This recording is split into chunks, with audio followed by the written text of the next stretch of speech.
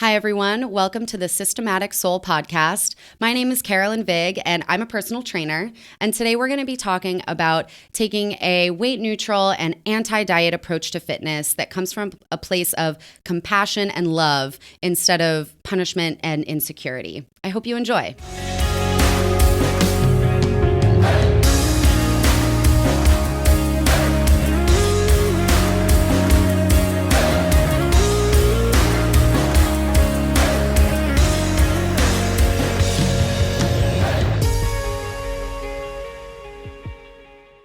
Okay, welcome. Well, Carol, thank you so much for coming. Hi, thank you for having me. So we're going to talk about mental health and, everything with our body image. Yeah. That is a big issue in these days. And I know you're an amazing personal trainer and you work with everything. Mm-hmm. What I realize is like a very holistic and very deep, I think, the way that you connect the brain with every move. And I love that because me as a client, I feel the love that you put in every word and every phrase that you said. Well, thank you so much. I definitely try to be very intentional about my approach. So just should I introduce myself a little bit? If you want. So hello, my name's Carolyn Viggh. I am a personal trainer here in Orlando, Florida, mostly online now though, because of the current global situation. But I take a little bit of a different approach to fitness compared to most of the industry. And I take a non-diet weight neutral approach. So that means that the work that I do with my clients is not related to weight loss or fat loss or really aesthetics at all. The fitness work that we do really is, like you said, it's much deeper than that. It's not just what's on the surface. It's not just about what you look like, but it's about all of the other ways that movement has benefit in a person's life and how movement is just a part of every human's life, whether they are working out in a gym or just walking around doing their everyday errands and chores and things. Exactly. So my approach really, first and foremost is focused in the body on creating healthy movement patterns. That's what the main focus physically is on. But a lot of my clients come from a history of eating disorders or body dissatisfaction. A lot of them are currently working with a dietitian and a psychologist on healing from an eating disorder.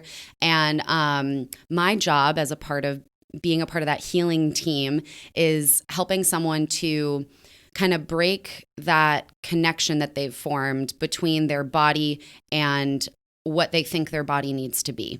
So instead of it being about weight loss and about quote unquote fixing themselves, it turns into a practice that's all about connection to themselves. It aids in the healing because it's about coming home to the body instead of trying to turn the body into something that it's not.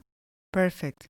So you try to say to the people, look, this is your temple. Mm-hmm. You have to take care of this is the only body we have. Absolutely. Yes. And taking care of it as it is now. Not that right now you need to punish your body and you need to starve your body and you need to force it to be a different body before it deserves love and care. But your body as it is now, even if you don't like the way that it looks, even if you've been taught to believe that it is flawed or wrong somehow, I try to help my clients get to a place where they believe that their bodies in every moment, in the current moment, deserve that loving care and compassion, and that fitness can be a part of it, that fitness doesn't have to be grueling or painful or uncomfortable, or I say the word punishment a lot because that's a mindset that a lot of people have, that fitness is a punishment for what you eat, it's a punishment for being bad, but that's all cultural conditioning. That's not Correct. what movement actually is. Correct. So it is more like a feel guilt or fear. Yeah. And it's disconnected with the real love, your body exactly as it is. Absolutely. Yeah. The world that we live in, and I think you were going to ask me about this, about diet culture and what that means. So basically we live in, especially in the United States, a diet culture where everything that has to do with our bodies in the mainstream, so in mainstream fitness, nutrition, wellness in general, almost all of it has to do in some way with shrinking ourselves, with losing weight, with making ourselves smaller. And the industries that sell you the products and the services that are meant to make you smaller, they really collectively prey on our fear, a lot of different fears, on our fear of like sickness and death, giving us all of these miracle cures to things, telling us that, losing X amount of pounds will somehow fix every single health problem that a person has ever experienced, even though that has never been said or proved in any kind of science that's out there. Weight and health and the relationship between them are a lot more complicated than just weight loss is good and makes you healthy. It just isn't as simple as that. The diet culture and the industries that are a part of it also prey on our fear of rejection and not being accepted or belonging in our communities. If you think about like media and social media and the beauty standards that they perpetuate, they really make us believe that if we don't look a certain way, then we're not going to get the things that we want in life. We're not going to deserve love or success, that we're going to be rejected by our friends and family. Even if it's not said in so many words, that's the subtext of what we're taught to believe. Correct. So how do you recommend, for example, a person that is diet and overworking in gyms, do you think do you have to recommend something more like a approach in psychology as or how you approach that kind of person? Yeah, so there's definitely a psychological approach. It's not just about changing the workout plan. It's not just about telling someone, hey, 7 days a week in the gym is too many, you need a rest day. Or, hey, you're actually not eating enough, you need to eat more. It's not just about the behaviors, although that is important. You do need to change those things if the amount that you're exercising or the way that you're exercising is like physically causing you harm. Over exercising can lead to injury, it can lead to or exacerbate illnesses, and it can contribute to eating disorders too, which is why it's so dangerous. But there's definitely a psychological component to getting out of that diet culture, dieting mindset. Mm-hmm. And one of the first things that I recommend to people, actually, because we live in such an online world, is to do like an audit of their social media. What are they taking in? Are they following a bunch of diet companies and fitness models and workout gurus that give them these workouts that are not necessarily even safe for their body? If someone's following a bunch of people on social media who post pictures that make them feel self-conscious, like if you're scrolling through your Instagram feed and all you're seeing is bodies that you think look better than yours, I mean, that's just going to mess with your head. And so the first thing that I have people do when they come to me for help with this, whether they're my client or they're just asking for advice, is to go through their social media and unfollow, unsubscribe from anything that makes them feel bad about their body, because they don't need to be taking that in. We don't have control over the world around us, but we have control over our social media feeds. And we don't have to be constantly interacting with the stuff that makes us feel really awful about ourselves. Yes. And there's a lot of pressure right now with, for example, women are pregnant and then they have a baby. Mm-hmm. Oh my God, they get crazy after. Oh my gosh. The pressure on women to like bounce back to their pre-pregnancy body is just, I mean, insane. It is. Insane. It's wild, and it's all profits driven. It's all so that the companies who are selling the supplements and selling the workouts can make money off of this vulnerable population that feels self-conscious and feels like they're not good enough and feels like they need to do something about it. Exactly. Or going to be rejected from my husband. Or, it is a lot of pressure. Yeah. And I think, where is the disconnection start? I mean, our ancestors have a babies and that's it, right? Yeah. And then I remember my mother came to the same size like in 2 weeks. Mm-hmm. So I think it was more. And other women didn't, but they weren't forced to try.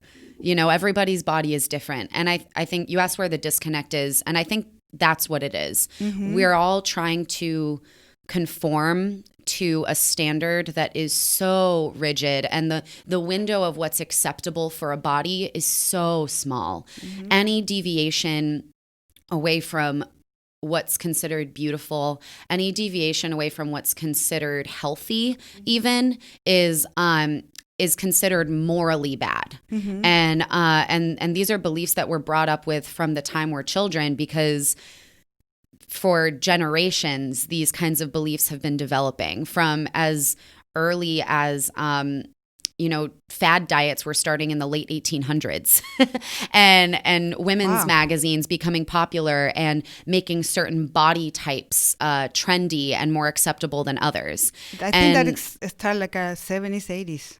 70s, 80s, but yeah, even as early as like I said, the late 1800s, or like 1910s, 1920s.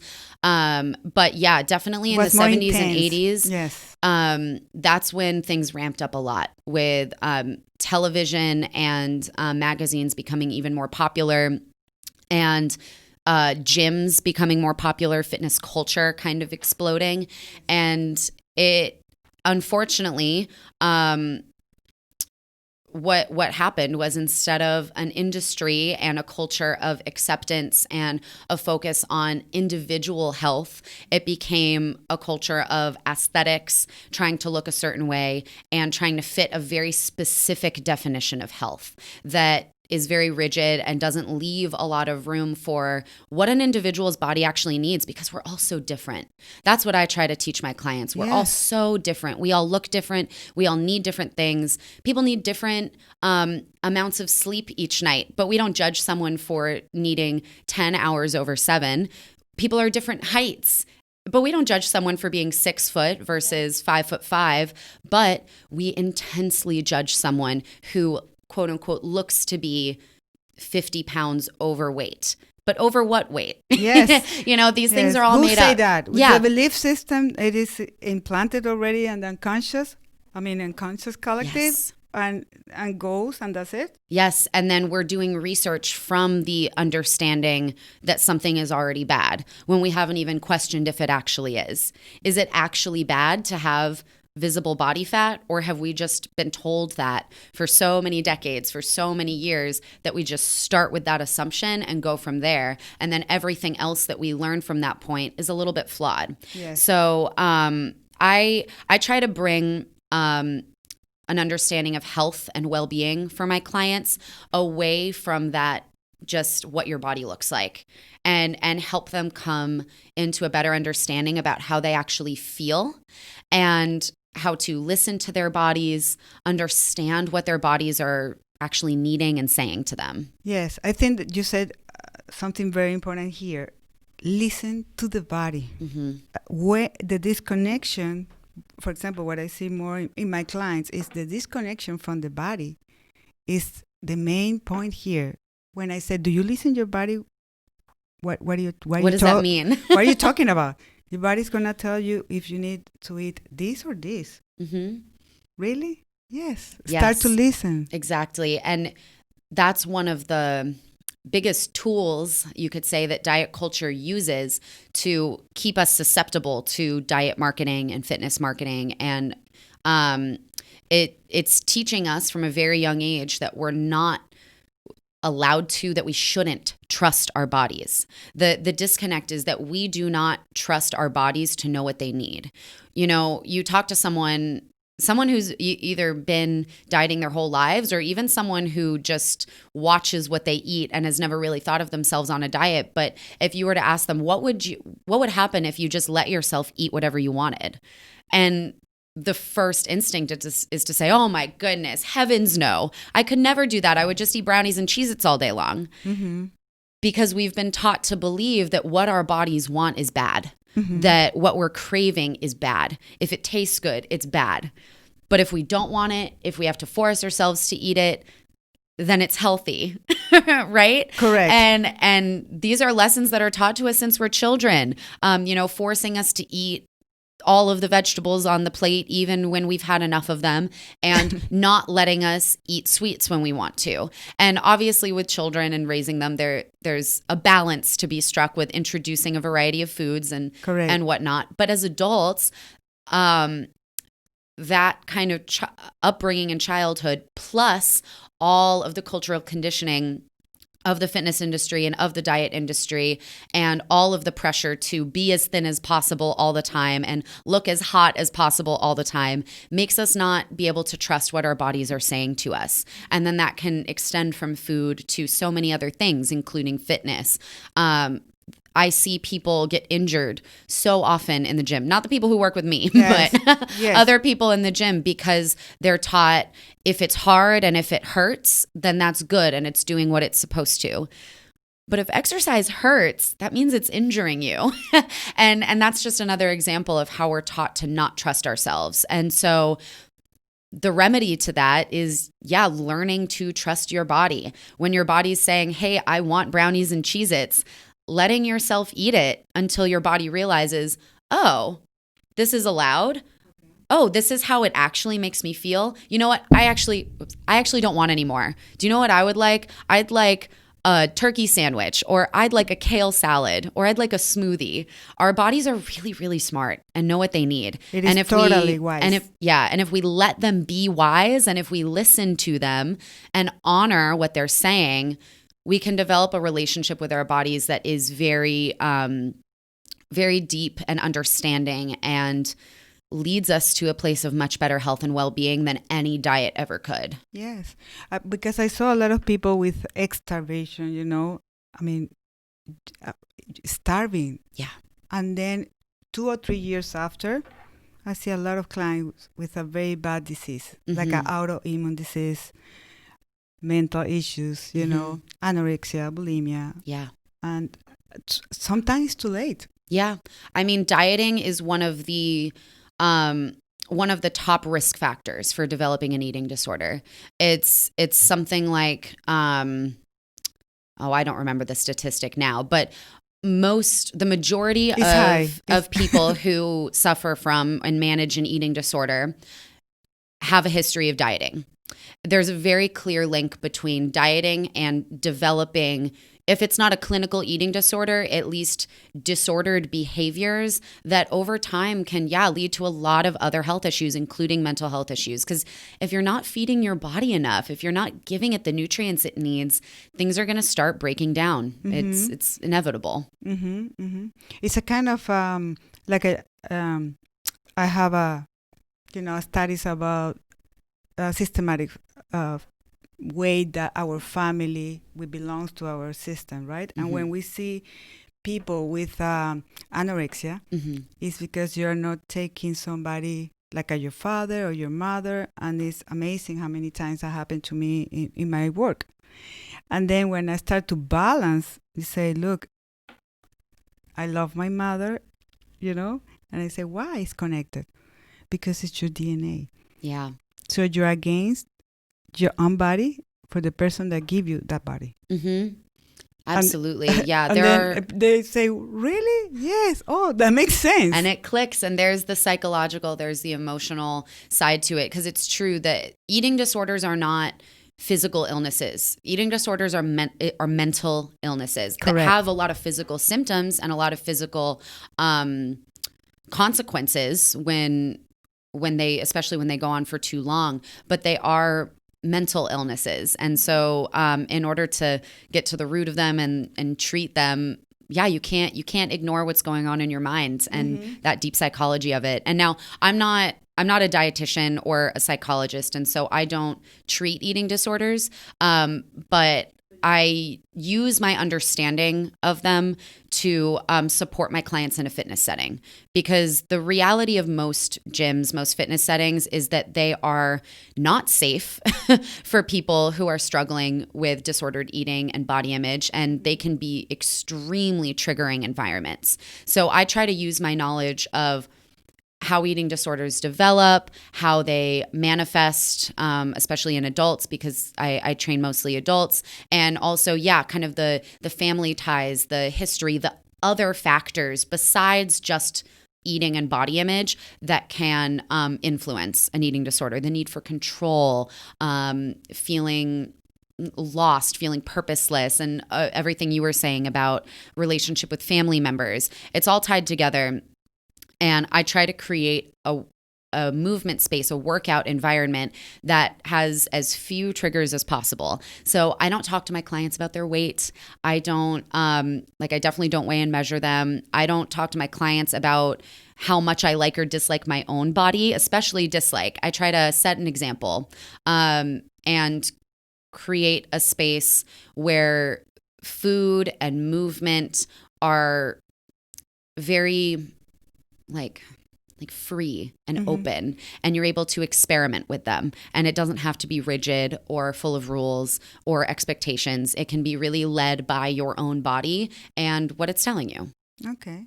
So for example, what is a positive message that you can say for women with, I don't accept my body, or I hate my body, or like what's a positive thoughts, or like an affirmation, something almost like that? Yes. Yeah, I mean, I think it's so important to remember, and we were talking about this on our way over here, that you are not your body. We live in such a visual world, and especially with media and social media, we're looking at pictures and images of bodies so much that it's easy to start to believe that a person and their body are one and the same, and that a person is only as good as their body is compared to what society expects from a body, which right now is thinness, beauty, health, in a lot of cases, like whiteness, but we're not going to go into that side of things. No, please. Yes. But yeah, there's all these expectations about what makes a good body, and none of them are true. They're all made up. Correct. Bodies are not good or bad. They are just vessels that we exist in. And so... Yeah, I'm sorry to interrupt. Yeah. But it's like, for example, I said, the body is your car. Yeah. And you're the driver, but it's your spirit, the driver. So you have to take care of the driver. The car, okay, you have to change oil, that kind of things. But people are doing everything like, let me take care of my car. And that'll fix everything else in my life. Exactly. So what about the driver? Yeah, exactly. And yeah, that's such a good analogy, because it's so true that our bodies, well, of course, we're going to want to take care of them, of course, because we live in them. And when they are sick, we're uncomfortable. We have to take care of them, of course. But in diet culture, a lot of the behaviors that are encouraged, a lot of the exercise and eating behaviors that we are led to believe will lead to good health don't. And they actually, over time, lead to worse health. When you are dieting constantly, under eating, forcing your body to do workouts that it doesn't have the energy for, those are not healthy things to do.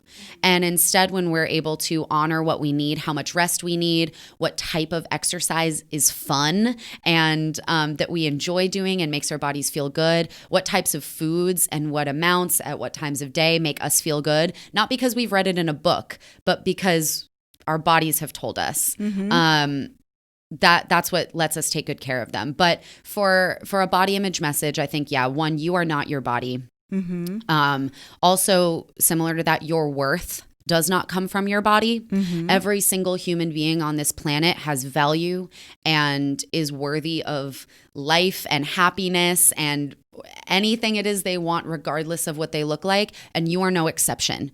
Even if you don't like the way that your stomach looks, or you are feeling guilty for something you ate, that doesn't take away from your inherent worth as a human. And just reminding yourself of that. Very important. Yeah. Very important. And do you think the clients remember that, and they can, for example, that fat phobia that is around, that is like a pandemic? Yeah, it is. How any women, for example, can manage that right now in these days? It's so hard. It's so hard. And I mean, it's especially... This pandemic. Yeah. The fat phobia, as you say in your Instagram. Yes. It is. Fat phobia is, for those who have never heard the term before, is basically a cultural fear and hatred of fatness. So that the way that manifests in a lot of us is a fear of weight gain, a constant pursuit of weight loss and thinness because we've associated all of these bad things with living in a body larger than the one we're in now. And so fat phobia impacts all of us because it's a belief system that just permeates everything. It especially impacts people who are living in larger bodies because it's not just what's going on in their head. It's also, and like how they feel about their own body. It's how society treats them. You know, people who live in larger bodies are treated horribly in our world. And I'm not going to go into all of the ways because, you know, that's unnecessary. I think everybody knows that that's true. There's a reason that so many of us fear gaining weight. And there's been studies that have shown like statistics on like surveying a group of women and that a staggering number of them would rather like lose a hand than become fat. It's like mind-boggling how much we fear weight gain and fatness, and we could, you know, talk about forever the reasons why. And so, what the statistics say after that research? Oh, I mean, I'm not really sure. I don't remember the specifics of that study. The result. But the point is that it is hurting us. It is. This fear of letting our bodies be the size that they want to be and forcing them to always be smaller. Always be smaller. You can always lose another 5 pounds. You can always get closer to a 6-pack. There's no winning in diet culture because there is always something that is more perfect than you are now. Mm-hmm. And it's that constant pursuit of perfection, which we all know is impossible. There's no such thing as perfect. It distracts us from what's really important, from the causes that we care about, from the people we love, from our hobbies and our passions and the change that we want to make in the world. Yes. And so I really try to help people kind of get out of that trap of perfection and develop more acceptance for their body. Mm-hmm. And that doesn't always mean that they learn to like the way that they look right away. It's a process. You know, and you stay surrounded by all of the negative messages that got you to that bad place in the first place, but you can build resilience against it. And mm-hmm. you can, use affirmations, learn to show yourself more love and compassion. Even if it's not for the way that you look, it can still be for your heart and your soul and your personhood. Mm-hmm. That's perfect. Yes. I have clients a lot, women that, you know, I'm going to a gym, I'm going to be perfect. Then 2 years after, the body is perfect. I mean, mm-hmm. suppose perfect. Yeah. Lean. Perfect. No, okay. And are you happy? Nope. It's the same values about, when I have money, I'm going to have a house or 2 houses, and then I'm going to be travel around the world, and then, I'm going to have family. It's another illusion. Yeah, it's an illusion. Absolutely. So now we got another illusion. Mm-hmm. So it's like the human being or the mind is trapped in this illusion completely. Yes, it's a trap. It's an illusion. One thing that I work on with my clients a lot. Oh my gosh, I just lost my train of thought. You work a lot with your clients about. What was it? I had a story, and now it totally slipped my mind. It's coming. Yeah. Yes. It'll get there. Yes.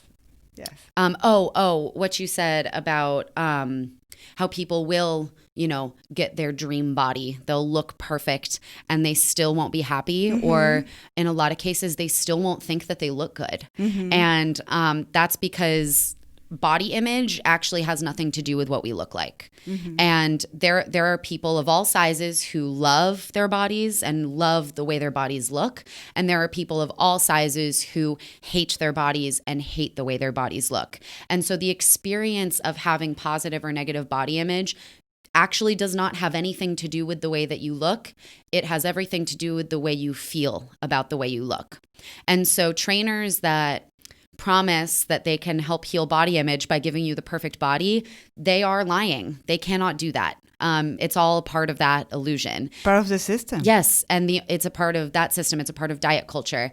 And really the only way to heal body image is in here and in here, in your head and your heart. It's about working on your feelings and your beliefs. And that's the psychology of it. You can't heal body image by getting a six-pack. Exactly. Yes, I have a very close friend that she has a baby, and then, no, don't come to see me and the baby. And say, why? I don't look good. I'm very fat. That kind of stuff. Yeah. I said, no, I'm going to see your spirit, your beautiful baby. That's it. Of course. It's so hard sometimes that these people process the information that I love you as you are. Yeah. Period. And we all have the capacity to fall into that trap, and we all do from time to time. I mean, how many times do we create a story based on something negative we notice about the way that we look, or a negative feeling we have about the way that we look, that we would, if we had a friend come to us and say that same thing of like, oh, no, I can't go to the beach because I ate too big of a breakfast and I'm bloated now. If a friend said that to you, you would look at them like they were crazy. You'd go, what are you talking about? I don't care how bloated your stomach is. I want to have a nice day with you at the beach. Or if a family member came to you and said like, hey, sorry, I'm not coming to Thanksgiving dinner or Christmas dinner this year because I've gained weight. What? But these are the kinds of things that we'll think in our own mind. I can't be in public because I don't look good enough. I can't be around my loved ones or my friends or my family. No one wants to see me like this. But that's not true. We're taught to think that way, but we would never, about ourselves, but we would never think that way about someone that we love and care about. Because like you said, we see the person's spirit. And that's true of, pretty much everyone. They see the spirit of the people that they love and care about. And we don't care about the way our friends look. We don't care if our friend gains 5 pounds. So why do we think that they would care if we do? Yes, but it's like a pandemic. It's unbelievable. It's very unconscious sometimes. It is. It's extremely unconscious. Yes. Because it's just everywhere in the world from the time we are born. And we're surrounded by it. And it's coming from the people that we love and trust the most. It's coming from our families, our parents. Eating disorders are inherited a lot of the time. Not necessarily because of a known genetic factor, but because if you grow up with a mother who is constantly talking about how awful her body is, as soon as you start to look like her, you're going to think your body's pretty awful too. It must be, right? Of course.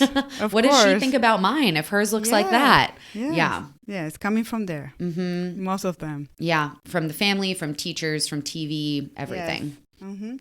So how can you describe self-love? Self-love. Oh, I love this question.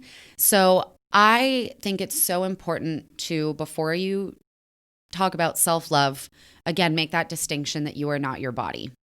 Correct. That loving yourself, especially in the context of this conversation, has absolutely nothing to do with liking the way that you look. You can think that you are the ugliest person on the face of the planet and still be so full, like overflowing with self-love. Because, think about the other things in your life that you love. We just talked about this. Do you love your friends because you think they are beautiful? Probably not.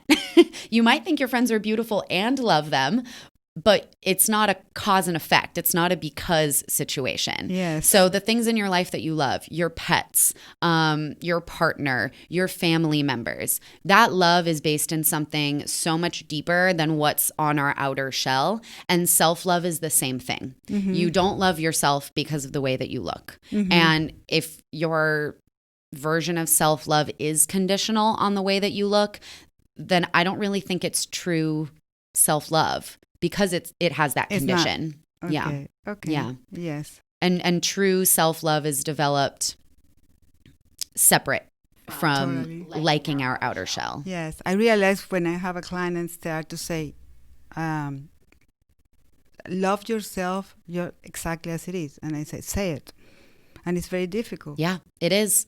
I once did, oh my gosh, I haven't talked about this in a long time, but when I was in college, I helped run, it was just part of this program I was a part of. I ran a series of kind of like group seminar type things for a group of local teenage girls who were coming into the like fitness center on campus. Sorry, I keep hitting that. The fitness center on campus, and they would do like a workout class, and then they would do a little lesson with me. And a lot of the lesson was focused on exactly this, a very like positive approach and relationship with food, exercise, and their bodies. And one of the exercises that I had them do, like mental exercises, not physical, was they all had a little workbook, and one of the activities was I asked them to write down 3 things they love about themselves or like about themselves that have nothing to do with the way that they look. And oh my gosh, this was a group of 13, 14, and 15-year-old girls. So young, still kids, you know? But even they already were having a lot of trouble with it. And they would say, I'd ask them to participate. They'd raise their hand and say, I like my hair. I go, that's great, but that doesn't count. It needs to be something that's inside, not on the outside.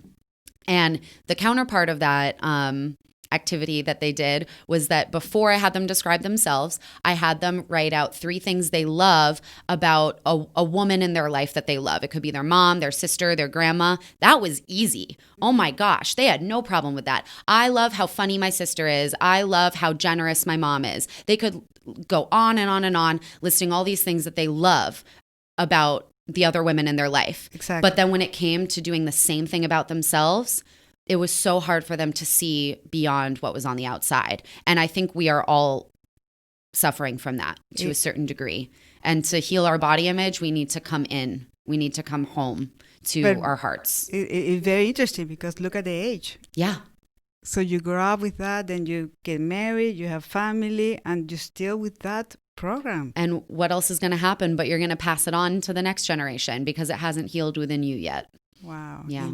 Yes. So they can make it after you say that, hey, you can say that about your grandmother. You can say that to yourself. Yeah. And it really hit home with them actually. And after a couple times of saying like, remember, not your eyes, not your whatever, not anything to do with the way you look. Think about your personality. Think about, what's on the inside. And eventually they did get it, but it was hard. And I think, it was mental work for them because they don't usually go through their day thinking about themselves in that way. And I think most of us don't go through our lives thinking about ourselves from that more internal, heart-centered perspective because we're always just thinking about the way that we look to others, the way that our outside bodies are interacting with the world. Yes, whatever you see with your eyes. Yeah, yeah. When you say love anything that is in your spirit, now is coming the problem. Yes.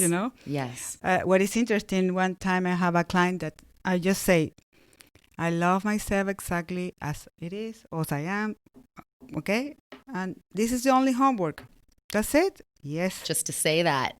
Like a mantra. And then 1 month later, she show up. I lose weight.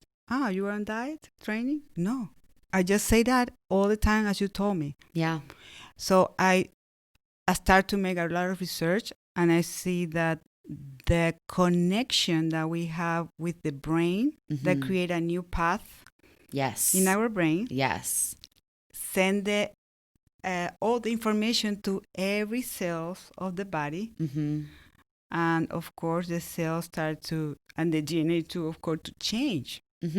Because you are sending a new pathway in your brain. Absolutely. Yeah. When we are able to heal what's going on in our brains and create those new pathways, it has a ripple effect in our bodies. It does change our physiology. And so when you're healing your mind, your body can heal too. And I want to be clear that your body healing does not necessarily lead to weight loss. So that was the experience that like this client had, but healing does not always mean weight loss. Even for the people in the biggest bodies, healing does not necessarily mean weight loss. And that's another connection I think we need to break, that we need to let our bodies do what they're going to do when we heal. For a lot of people with eating disorders, because they've been restricting their food for so long, healing actually means weight gain. And we need to, as a culture, become okay with that. Otherwise, we're keeping people from healing. And if a body needs to put on a few pounds so that it knows that it is safe in this world and it can function outside of a stressed out state all the time, I think it's okay for that body to be a little bit heavier. Totally. And I think most people, when it's put in that way, would agree, but that's not how we're taught to think about bodies and weight. Okay. And so I'm trying to change that on social media. I talk about these things a lot, and one-on-one with my clients, if they are holding on to any kind of beliefs or fears, I try to work with them on that on an individual basis. But it is it's a bigger problem than one person can solve. So I'm grateful for all of the other people in my field and related fields who are working to create the same kind of positive change. Yes, we need to change a little bit the community, the belief system, because it's killing the people, in these days. It is killing people. Yes. Yeah. I love when you have in your social media that said, if your psychologist or I don't remember, your therapist said you have to lose weight, to heal your body image, then you need to find a new therapist. Exactly. Yes. Thank you. Yeah, because exactly what I just said, because weight loss, changing your body does not change the way you feel about your body. And so to change your body image, which is all about your feelings, you need to change the feelings. And a good therapist will understand that and help you. And but unfortunately, therapy, like all other health professions, in a lot of ways is very entrenched in diet culture and fat phobia, but that's changing. There's a lot of great therapists out there who are also activists in this space. Yes, we start already. Yeah, absolutely. Yes, especially because the science now approved that the fourth brain is our heart. And then when you say, look, the heart is a brain. So feel everything. Feel what you want. Feel love. Feel that if you need to eat this or you need to drink more water. I mean, everything. Yeah. And your life is going to change because you are not here. You're not in your mind. Yes. You are feeling. And people are so scared to feel. They are. People are very scared to feel. A lot of clients who come to me and first train with me, especially if they've worked out with a trainer before who is not like me, who's a lot more like traditional in the fitness industry sense, they will start out feeling really, really guilty if they need to cancel a workout or reschedule a workout. Or if let's say I ask them to do 10 push-ups and they can only do 8. There's a lot of rigidity in fitness and not a lot of allowing space for people to listen to their bodies. And so I try to make it very clear from the beginning. And sometimes it takes a little while to kind of catch hold in the client's brain. But I try to make it very clear that like they're the driver here. They get the final say on all these decisions. If I ask them to do something and their body is telling them, no, this is not it for today. If I say, hey, we're going to be working on back exercises today, and they know that they slept in a funny position and their neck and back is all bound up and painful, and doing more resistance exercises for their back is just going to put them in more pain, the last thing I want them to do is say, okay, and just go along with it. I want them to say, hey, actually, I can't do that today. And I'll go, okay. Yes. We'll do something else instead. Yes. And there's nothing bad about that. Yes, the people, the personality, they're pleaser all the time. Let me please my trainer, Yeah, there's a lot. People pleasers definitely gravitate towards hiring fitness professionals. I'm a people pleaser myself. That's something that I am, working on within myself, so I can understand the kind of mindset that people are coming from there of wanting to follow the rules, wanting to live up to expectations. And so in order to kind of break that, you just set looser expectations and don't make any rules. Great.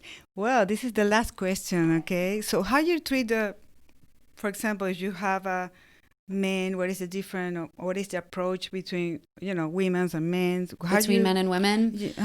So for me personally, I don't train very many men. The men that I do train tend to not come to me for body image reasons, but more for convenience, that I'm a trainer who lives in their area, or they got referred to me through a friend, or I train their wife and they want to work out with me too. And so with them, it feels a little bit more like traditional fitness because we're not talking about body image and stuff as much. They're not coming to me with necessarily an eating disorder background, although men do suffer from eating disorders. I personally have not worked with any men in that capacity yet. Okay. But I do train them differently than I used to, like early in my career when I was still very in diet culture. And I do ask them a lot, how are you feeling? Is that weight too heavy? Is this hurting your knees? And really giving them permission to listen to their body, even if it's through slightly different questions or in a different way, but reminding them that even if they want the workout to be hard, it doesn't have to feel punishing. It doesn't have to be injurious in order to be hard in a fun way, and helping them to find that balance of figuring out what type of workout they actually want. Reminding them also that muscle is not gained overnight if that's one of their goals. And it's a little bit of a different approach just because I use slightly different language, talk about slightly different topics. But in the end, I still approach it with compassion and openness and vulnerability, and just guiding them with kindness. Exactly. Yeah. Okay. Yeah. Well, thank you so much. Thank you for having me. This was so much fun. I love your work. I admire you. Thank you. Because you work from love. I try. That's the field that you are. So it's awesome. Can you tell me where can the people, for example, my clients, where can they find you, or the social media? Sure. So if they just want to directly get in contact with me, if they have questions, my email is coach@carolynviggh.com. So coach@myname.com. And I'm sure you'll have this in a description somewhere for the spelling. And then on social media, I'm most active on Instagram, where I'm at Carolyn Viggh, no spaces or anything. And I'm also pretty active on Twitter. And I'm at Carolyn_Viggh. I also have a YouTube channel, and you can just type in my name. Thank you so much for coming. Thank you so much for having me. This was wonderful.